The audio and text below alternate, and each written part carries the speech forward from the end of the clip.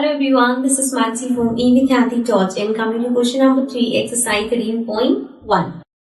So in this question we have, in question 2 above, if one part of a red pigment requires 75 milliliter of base, how much red pigment should be mixed with 1800 milliliter of base? So last question में मेरे पास था कि एक हम paint create कर रहे हैं जिसमें कुछ क्वांटिटी हम रेड पिगमेंट की डाल रहे हैं, बाकी हम बेस ऐड कर रहे हैं.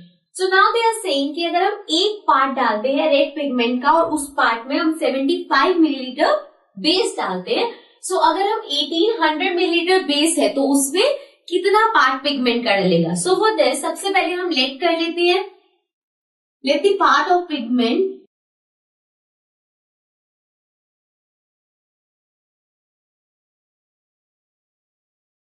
B X. सो हमने इसको एक्स लेट कर लिया. नाउ जो गिवन है that is one part of red pigment is upon 75 millilitre, मतलब वन पार्ट में 75 मिलीलीटर बन रहा है. This is the proportion. So this will be equal to, since they are in direct proportion, so ये किसके equal होगा?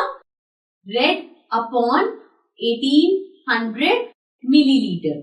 मतलब ये जो प्रपोर्शन होगा इस प्रपोर्शन के इक्वल होगा. अगर वन में 75 है तो एक्स में 1800 है और वो जो एक्स है वो हमें फाइंड करना है. सो नाउ सिंस हमने इसको इक्वेट किया है तो यहां से हम एक्स की वैल्यू फाइंड कर सकते हैं. Again cross multiplication, x multiply होगा 75 से and this will be equal to 1800 multiply होगा 1 से. So 1800 into 1 will be 1800.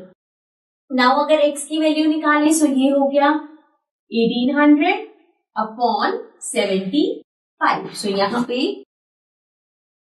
Let's write it and then यहाँ पे हम इसे कट करते हैं. अब इसे हम 5 के टेबल से कट कर सकते हैं.